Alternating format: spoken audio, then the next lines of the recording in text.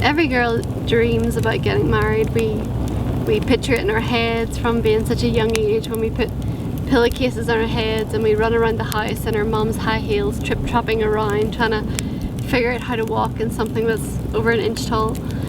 But and I was just the same. I dreamed of my wedding day. I dreamed of every detail of what the flowers would smell like, what my dress would look like, everything. And I got married 7 years ago, and the morning of my wedding I woke up and I was green, so ill.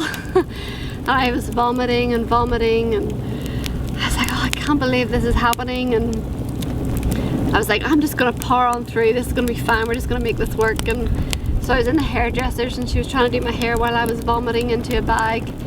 And I tried to go to the doctors, but the doctor couldn't give me anything, because he was like, oh, you're gonna have to come in to ICU. And I'm like, well, I'm getting married in like 2 hours. And he was like, no, so just all the best. So got I think was it Pepto-Bismol, and is that what it's called? I think that's what it's called. And got some of that, and got down the aisle, said my vows to the wonderful Gareth, and we were singing our first song led by Chris Llewellyn, and I look at Gareth and I was like, I'm gonna throw up. And so we just navigate ourselves into the side room of the church, and I throw up on the communion table.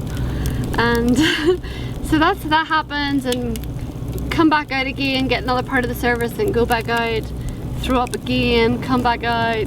This carries on, and then I end up passing out at my wedding.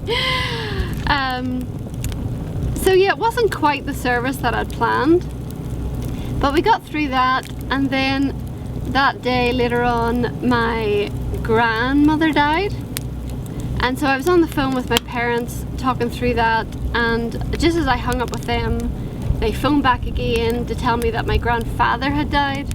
Literally in a 20-second period I found out that both my grandparents had passed away.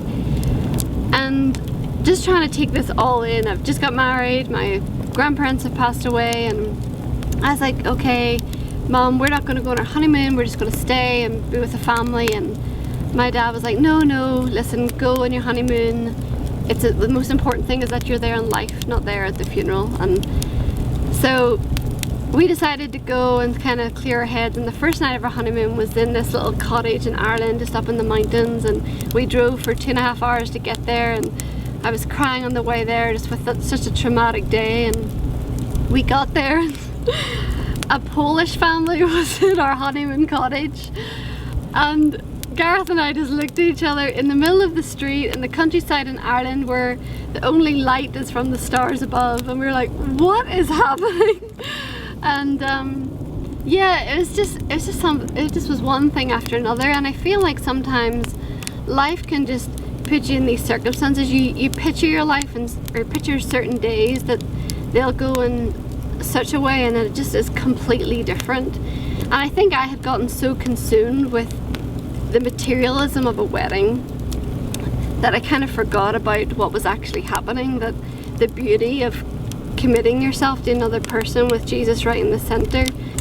Yeah, I guess from the whole thing, we picture our lives, or we picture certain days going a certain way, and when it doesn't go that way, it's really hard, and you get consumed with figuring out why that happened to you. And I guess Jesus was just teaching me that it wasn't about the wedding day, it was about the marriage that you were entering into, and that the beautiful thing is not the materialism and how a day looks, but it's how your life looks together with this person. And we have a great marriage. I married the love of my life, my best friend, and I thank Jesus every day for him. And the wedding was pretty awful, but the marriage is pretty awesome. So that's my Holy Ghost story.